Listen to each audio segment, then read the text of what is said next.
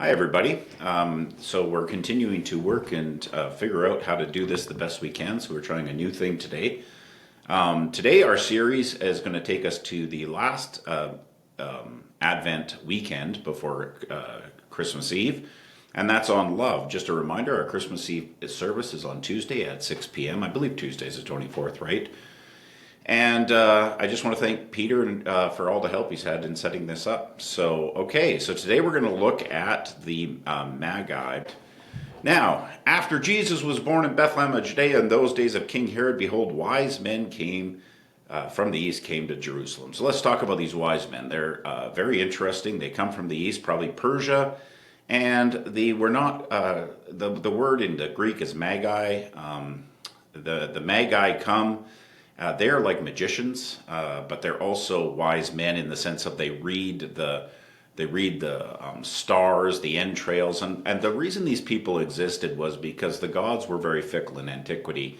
So you needed these trained men who could try and read what the gods wanted, what they needed to do.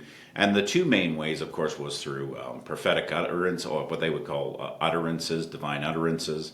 They would also have the entrails they would look at to see if the gods were for them, or the stars. The stars, of course, many of them were gods in their eyes, and they would look at them and the way they moved to see whether the gods were on their side.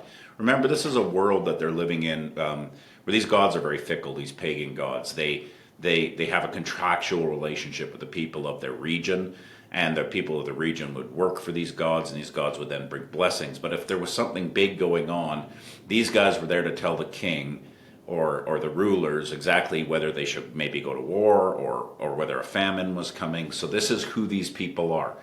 Now, in light of that, we must understand that the Torah is very against it. As we know, the Torah is very against going and worshiping false gods. So obviously it's going to be against these particular individuals and the actions they do. So they say, do not be looking to the stars for direction, and that's idolatry. Do not be looking at the entrails, all of those other things. The Torah says you have to trust in God himself and his word to you. So these guys are considered outcasts, to say the least. In ancient Israel especially, where there was such an adamant view of trying to keep Torah so the Messiah would come, these guys would just been something unbelievable. Now this section starts with Herod the king, but he only gets to play, remember we're playing off the true king versus the false king. So Herod's going to have his moment here. Herod built the temple, by the way, just so you know. So the temple is always under suspect in this particular time. Herod was an Edomite. He was a terrible human being. But what you would do if you were living in that world, if you were the people seeing these signs, you would go to the king or the leadership. You would honor them because you believe that those kings were put in place by the gods.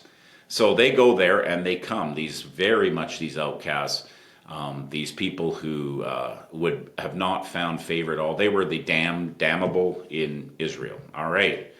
Saying, where is he who has been born king of the Jews? So somehow in their celestial vision, they see that there's a king being born in this region that was going to be king of the Jews. This is a divine appointment. For we saw his star when it rose and have come to worship him. So Herod, the king, heard this. He was troubled, and all of Jerusalem with him. So I think what's underlying all of this is a few things. Number one, there's the process of revelation.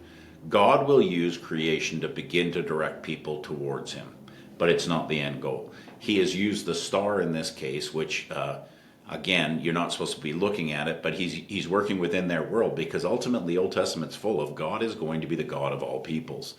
And so he uses this star to direct them, this creational component to direct them to Israel, because Israel and her scriptures will find out. So the first thing we need to understand is that he uses creation and he uses scripture, but that's not the end. So they want to come and worship this king or show reverence. And when Herod the king heard this, he was troubled, and all of Jerusalem with them, because there's this messianic anxiety that's coming on, and that had to do with revolution and war against Rome in their minds. They would have been troubled, especially since Herod was propped up by Rome itself. That's why he was a king. So, and assembling all the chief priests and scribes of the people, he inquired of them where the Christ was to be born. So they go into the scriptures, right?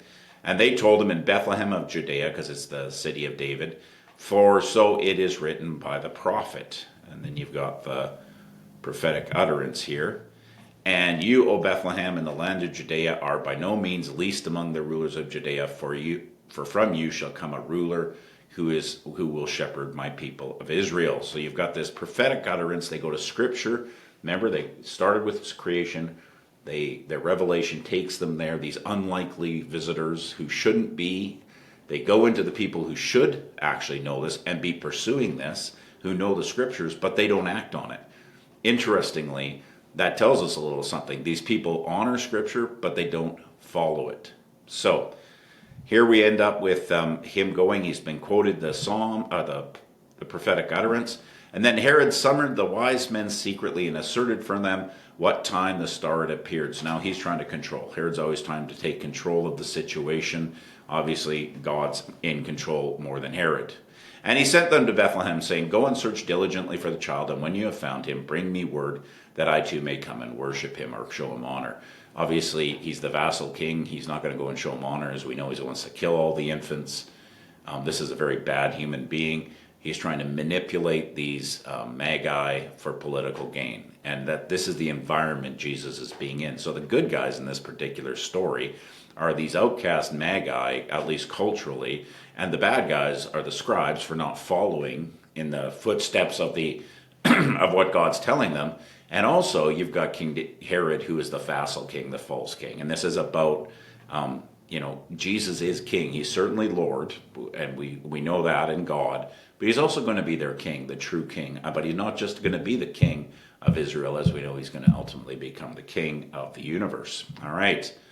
After listening to the king, they went on their way, and behold, the star that they had seen, when it rose, went before them until it came to rest over the place where the child was. There's a lot of anxiety amongst people how this could have happened.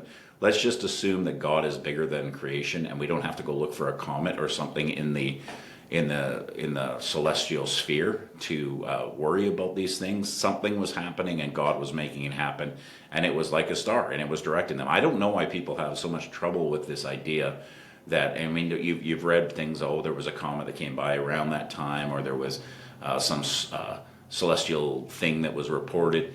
We must never rely on historical observations to try and justify Scripture, because first of all, who knows whether anyone even saw this beside the kings? We don't know. What I'm saying is this stuff happened. God can make things happen. The story would not work if it did not happen. People would know it did not happen. They are sharing this because this literally happened, and let's not get too caught up in the how, because that's not the main purpose of this text anyways. All right. When they saw the star, they rejoiced exceedingly with great joy. So you see this star, it's going to direct them, but they first were directed by creation, then they get directed by Scripture, but it's all pointing to one place. So creation again points them to where? To Jesus. And that's what Scripture is about. Revelation, yes, people will be drawn to God by different things. Maybe they look at the mountains and all of that, but that's not God. They'll go to Scripture, and they'll see the good in that, but that's not God. We have a living God. That's where our revelation must point to, and we must be careful. We as religious people don't get just caught in Scripture and miss the King himself in our lives. All right. And going into the house, they saw the child with Mary, his mother, and they fell down and worshipped him. Now this is interesting, because the falling down and worshiping was only done around the divine, especially the falling down. The worshiping or reverence you would give as ancient pagans, because you believed there was a certain divinity in kings, because you believed that their gods, their fathers were gods, but not like this. Not the lying face down, worshiping, and there's no correction. So right away, Matthew wants to make it very clear who Jesus is. This is the living God. All right. Then opening up the treasures, they offered him gifts of gold, frankincense, and myrrh. You've heard all the theories about how one's for his death. It's all proclaiming his life. I won't get into that. All right. And being warned in a dream not to return to Herod. So now God now is directing their life. They're now the worshipers of Jesus. They departed to their country by another way. And I think what is trying to be said here by Matthew, for sure, is that though you're directed and you're going to use the way you know, which is going to kings and going to leaders, They're going another way back. In other words, it's changed them. They're no longer going to go through the system as it was. They're no longer going to go to kings and stuff like that. They are going to go around that with this warning. Just like when we run into Jesus Christ, we don't leave the same. We can't go back to the systems as they were. All right, let's get to the questions. Okay, first question. The fact that God is willing to use the ancient pagan practice of astrology to point towards himself tells us about how he works. Tells us what about how he works in the world. So maybe consider how God does lead people in and how that might not be what we expect. Maybe you have a story yourself. I myself was led by a terrible book called The Power of Positive Thinking. I think I'll mention that on Sunday. And it was not good theology, but God used it to direct me to Scripture, which directed me to Jesus. All right. The Jewish scribes had the Scripture that pointed to their God, and they didn't follow these Scriptures. What might that say about us who value Scripture? All right. So that's a bit of a warning in the text, for sure. And ultimately, it isn't the signs in the sky or the Scriptures as the ultimate goal of God's revelation, but the baby in the manger. What might this tell us about what we're called to seek and where we're ultimately to lead others into discipleship? Again, Scripture is important, but it's not the end goal. It's not the fourth member of a quadrilateral. Scripture is there as a great gift from God, breathed on by God, to lead us to the living God. All right, I hope that helps, and I hope you guys have a very Merry Christmas. This will be the last one until until we get back. I guess in January. So blessings on you all.